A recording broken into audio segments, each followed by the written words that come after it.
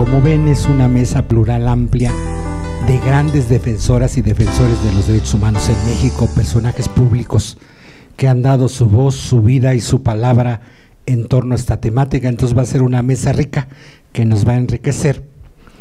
Primero tomará la palabra Juan Miguel Concha. Él tiene una larga trayectoria en la defensa y promoción de los derechos humanos. Es profesor de la División de Estudios de Posgrado de la Facultad de Ciencias Políticas Sociales de la UNAM. Es cofundador del Centro de Derechos Humanos Fray Francisco de Vitoria. Es articulista desde el inicio de la jornada, entre muchas cosas. Premio Nacional de Derechos Humanos don Sergio Méndez Arceo, entre otros premios que ha recibido Miguel con esta larga trayectoria, y es una voz profética dentro de la Iglesia.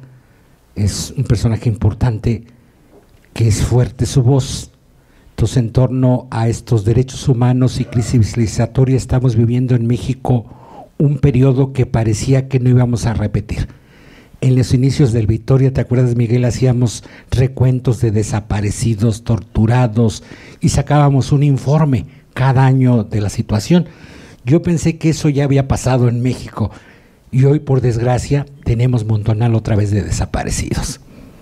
La voz de doña Rosario Ibarra de Piedra de Vivo, se los llevaron vivos, los queremos, parecía que era historia de México, y por desgracia se vuelve historia contemporánea. Los feminicidios aumentan año con año en lugar de ir para atrás. El asunto migratorio de nuestros migrantes hacia Estados Unidos y el paso de Centroamérica, pues con este fenómeno Trump, pues es terrible. Entonces, temas que se pueden plantear en torno a esta crisis de los derechos humanos, desde dónde podemos entrar, mirar, porque una salida sería ponernos a llorar juntos, escucharnos y decir, y aterrarnos con las cifras. Esta mesa es para no aterrarnos, precisamente ver la realidad y ver qué se puede hacer con esta realidad. Entonces le doy la palabra a Miguel Concha. Muchas gracias, Julián. Bueno, en primer lugar, también muchas gracias a los organizadores de este encuentro de análisis y articulación. En medio de toda esa tragedia que ha recordado Julián, yo creo que sí vale la pena contextualizarla un poco con este tema de los derechos humanos y la crisis civilizatoria. Yo quisiera primero presentar algunas ideas sobre la crisis de civilización, después referirme al proceso de globalización desigual y subordinada y los derechos humanos, y luego precisamente hacia un nuevo paradigma en el que estamos ya comprometidos desde hace muchos años en la lucha incesante por la dignidad de las personas y por los derechos humanos. Comienzo con escribí el texto por razones de brevedad, ¿no? Primero, crisis de civilización. En octubre de 2008, el también fundador del Centro de Estudios Tricontinentales de la Universidad de Lovaina, Bélgica, y miembro fundador y directivo de los Foros Sociales Mundiales, así como vicepresidente del Foro Mundial de Alternativas, el hermano sacerdote católico François Outard, advertía en la Comisión de las Naciones Unidas sobre la crisis financiera y monetaria internacional, la Comisión Stiglitz, que el mundo no solo tiene necesidad de regulaciones, sino de alternativas, pues no basta recomponer un sistema, sino que hay que transformarlo, y que ello constituye un deber moral, que solo puede comprenderse adoptando el punto de vista de las víctimas,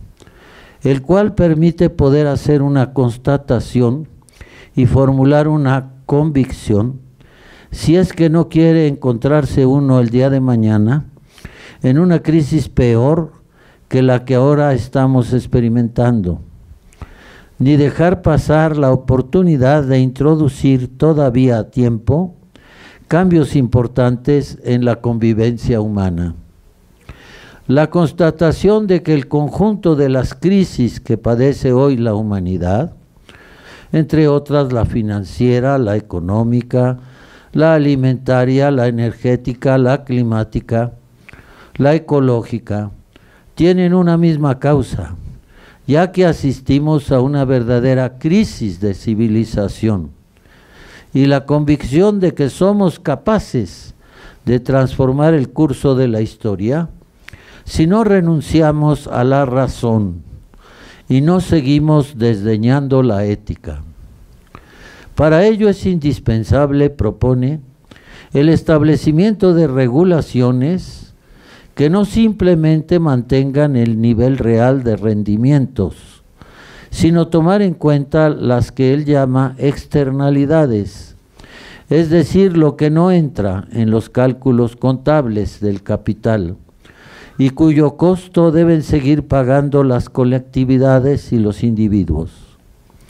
Medidas concretas, escalonadas en el tiempo, que consideren las externalidades ecológicas y sociales que involucra y que permitan a largo plazo una transformación radical que ofrezca a la crisis una salida que no sea la guerra, ni la continuidad de la lógica destructora de la vida. Y en un texto publicado también no hace mucho, el también científico social Boaventura de Sousa Santos expresa igualmente que todas las violaciones de derechos humanos que se dan hoy en el planeta están relacionadas con el neoliberalismo, la versión también para él más antisocial del capitalismo en los últimos 50 años. En el norte, dice, el neoliberalismo impone la austeridad a las grandes mayorías y el rescate de los banqueros y financieros, sustituyendo la protección social de los ciudadanos por la protección económica del capital. En el sur, sigue diciendo, el neoliberalismo impone su avidez por los recursos naturales, sean los minerales, el petróleo, el gas natural, el agua o la agroindustria. Los territorios pasan a ser simplemente tierra y las poblaciones que en ellos habitan, obstáculos para el desarrollo. Él pone entre comillas el desarrollo, que es necesario, se dice, promover lo antes posible. Lo que implica que nos encontramos inmersos en un sistema irracional y contradictorio en sí mismo, cuyos efectos y presuntas medidas para corregirlo son la depredación de la naturaleza, el aniquilamiento de las condiciones de la vida, y ello por su lógica interna, que ha venido disminuyendo y excluyendo la importancia de los fines propia de los seres humanos, contra lo cual se impone que una consideración sobre la ética y un uso racional de la inteligencia, más allá de su empleo meramente instrumental. Proceso de globalización neoliberal y los derechos humanos. En concordancia con estos planteamientos, desde hace ya algunos años, Franz J. Kinkelhammer, un compañero también cristiano que estaba trabajando en el DEI de Costa Rica, escribió en el número 79 de la revista Pasos de San José, Costa Rica, un incisivo artículo que lleva por título El proceso de globalización y los derechos humanos, la urgente necesidad de volver hacia los sujetos, del que para los efectos de esta ponencia transcribo algunos párrafos. Lo que ocurre con los derechos humanos en el actual proceso de globalización describe lo que ocurre con los seres humanos, vistos como seres humanos naturales, cuerpos hablantes, bajo el impacto de las lógicas reales producidas por este proceso. Hablar de estos derechos humanos significa hablar de la dignidad humana amenazada y violada por un sistema que se desarrolla con alta dinámica según sus leyes propias, las cuales pasan por encima de los seres humanos. En América Latina, la estrategia de la globalización fue impuesta por los tal llamados ajustes estructurales. Estos se refirieron especialmente a tres dimensiones de la sociedad. A.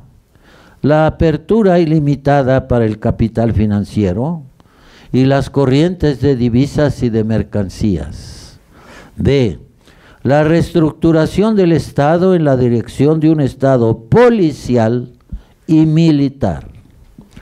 Pareció entonces que el Estado policial significa libertad y el Estado social esclavitud.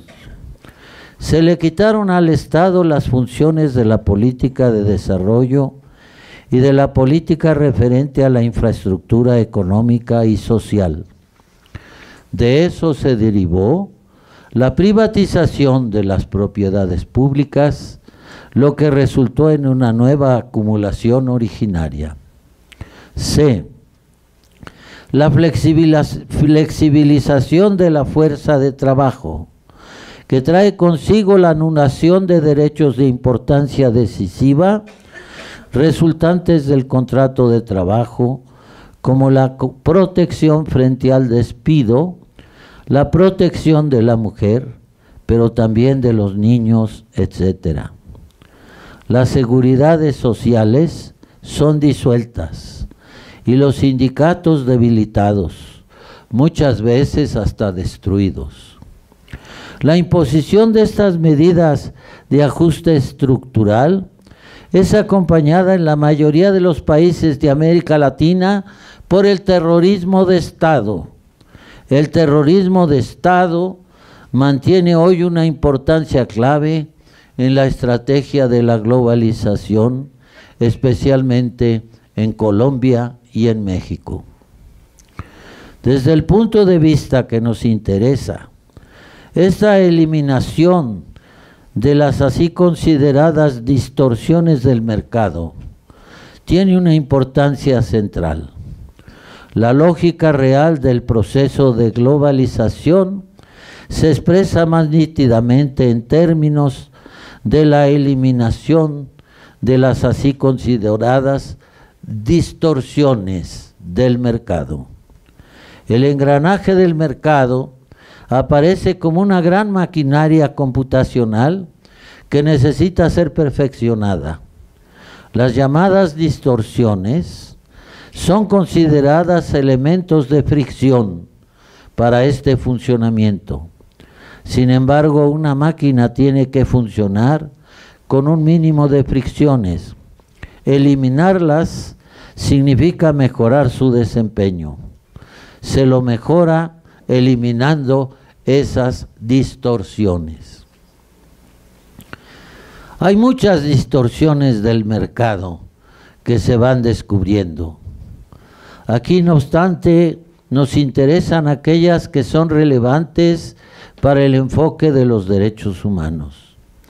El resultado es que los derechos humanos, en cuanto estos surgen de la afirmación del ser humano como ser natural, son en su totalidad distorsiones del mercado, a la luz del perfeccionamiento del engranaje de este mercado en el proceso de globalización actual. Pero ocurre en una sociedad que habla de los derechos humanos más que cualquier sociedad anterior. El mismo imperio, las grandes empresas, toda la opinión pública y publicada giran alrededor de la afirmación de los derechos humanos. Todos están preocupados de los derechos humanos. Hay una escisión evidente dentro de las concepciones de los derechos humanos. El imperio globalizado habla de los derechos humanos, pero también los afectados, los perdedores del proceso de globalización, hablan de ellos. Sin embargo, los derechos humanos aparecen con una acentuación bien diferente en ambos casos. La actual estrategia de la globalización entiende los derechos humanos como derechos del poseedor, derechos del propietario. Se trata de derechos humanos que se ubican dentro de un mundo pensado a partir del mercado, los cuales formulan los derechos del propietario en el mercado y para tener el mercado. La relación mercantil es su centro. No reducen al individuo a participante del mercado. No obstante, piensan como un ámbito de libertad natural. Por consiguiente, jamás reclaman ni pueden reclamar derechos humanos frente al mercado. Se orientan a derechos frente al Estado, pero de esta manera resultan ser derechos humanos que no son exclusivos de los seres humanos. Se trata de derechos que se refieren tanto a personas jurídicas como a personas llamadas, entre comillas, naturales. Aparecen, por ende, derechos humanos de simples categorías colectivas, que a la vez son derechos humanos de personas naturales. De este modo, las empresas aparecen como sujetos de derechos humanos, tanto como los seres humanos mismos, y aparece la tendencia a reducir los derechos humanos claves a derechos de los seres humanos, a derechos que los seres humanos tienen en común con las colectividades privadas. En consecuencia, surge la tendencia a identificar los derechos humanos y los derechos del propietario, aunque el punto de partida de esta concepción sea el individuo autónomo, inserto en el mercado, sin reducirse a él. Evidentemente, en sentido estricto, no se trata de derechos humanos. Estos, como derechos exclusivos de los seres humanos, aparecen en reacción a los derechos del propietario. Emergen en medio de un conflicto que ya es notorio en la Revolución Francesa. Esta no mata solamente al rey y a los aristócratas, sino también a los primeros representantes de los derechos humanos del ser humano mismo. Aparecen aquí derechos humanos que no son derechos de colectividades, sino de seres humanos exclusivamente. Son esos derechos los que de ahora en adelante promueven la emancipación humana. Aparecen aquí derechos humanos que no son derechos de colectividades, sino de seres humanos exclusivamente, que pueden pertenecer o no a colectividades. Las personas jurídicas no son ninguna instancia para reclamarlos. Se trata de aquellos derechos humanos que se derivan del reconocimiento del ser humano como un ser corporal o como ser natural. Derechos humanos que se refieren a la integridad corporal en relación a la tortura, a la desaparición forzada, a la muerte violenta, a la satisfacción de las necesidades, trabajo, alimentación, techo, educación, salud, y al reconocimiento en cuanto a género, etnia y cultura. Se trata de derechos humanos que resultan de la subjetividad del ser humano y que entran en conflicto con su reducción al individuo, al propietario, al yo. Estos derechos humanos se hacen presente durante el siglo XIX y el XX y marcan las grandes declaraciones de derechos humanos de este tiempo, sobre todo la Declaración de la Organización de Naciones Unidas. Es notable que Estados Unidos jamás haya ratificado muchas de las convenciones de derechos humanos que incluyen estos derechos que son específicamente de seres humanos. Los derechos humanos hoy tienen que ser derechos específicos del ser humano. Y estos derechos son derechos de un ser natural, corporal. Únicamente derechos humanos en este sentido se pueden enfrentar a la tendencia obvia a la dominación absoluta de las burocracias privadas, poderes sin ciudadanos, a lo más conclientes sobre los seres humanos, una tendencia que nos condena a todos a un viaje del Titanic sin retorno. A partir de esta situación hay que pensar las alternativas, seguir actuando para construir alternativas. Hoy no es para nada claro cuáles podrían ser todas. Apenas podemos afirmar que una acción alternativa, como la que llevamos a cabo muchos, puede consistir solamente en una acción asociativa. Solo así se pueden disolver esas fuerzas compulsivas que resultan precisamente de la supresión de cualquier acción asociativa. Eso implica, por supuesto, acciones solidarias. No obstante, tal acción asociativa en la actualidad tiene que desembocar también en acciones de dimensiones globales, sin las cuales no puede ser efectiva. Hacia un nuevo paradigma.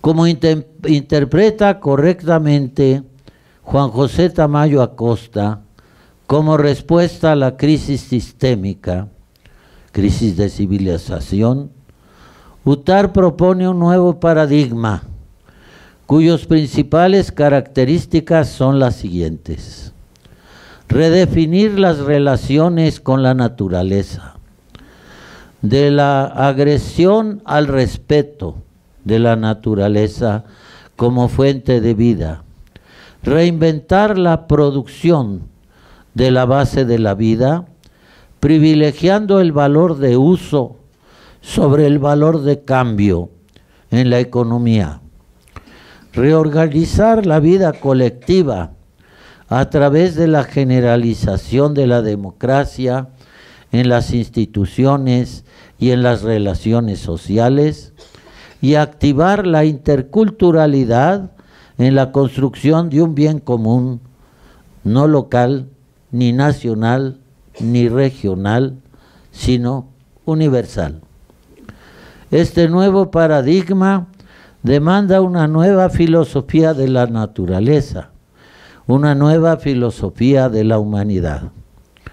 Por ello, desde el 2008, François Outard propuso en la Asamblea General de las Naciones Unidas, entonces presidida por el embajador de Nicaragua, el sacerdote Miguel de Escoto, una visión a largo plazo que puede asegurarse al menos en torno a 3 ejes para ir resolviendo con eficacia la crisis de civilización en la que nos encontramos.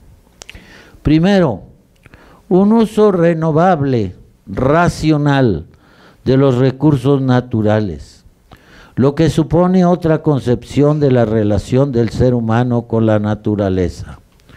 Ya no la explotación sin límite de un recurso, objeto de ganancia, sino el respeto de lo que constituye la fuente de la vida. Segundo, privilegiar el valor de uso sobre el valor de cambio, lo que implica otra definición de la economía. Ya no la producción de un valor añadido, fuente de acumulación privada, sino la actividad que asegura las bases de la vida material, cultural y espiritual de los seres humanos en el mundo. Las consecuencias lógicas de ello son considerables.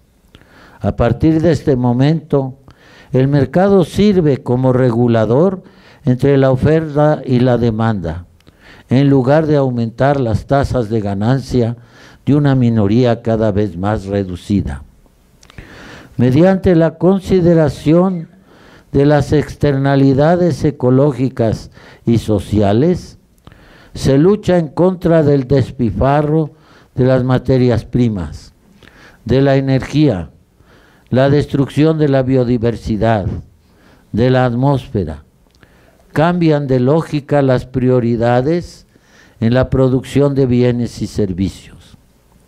Y tercero, incorporar el principio de la multiculturalidad, que permite a todos los saberes, incluso tradicionales, las culturas, las fuerzas morales y espirituales, capaces de promover la ética necesaria y participar en la construcción de alternativas.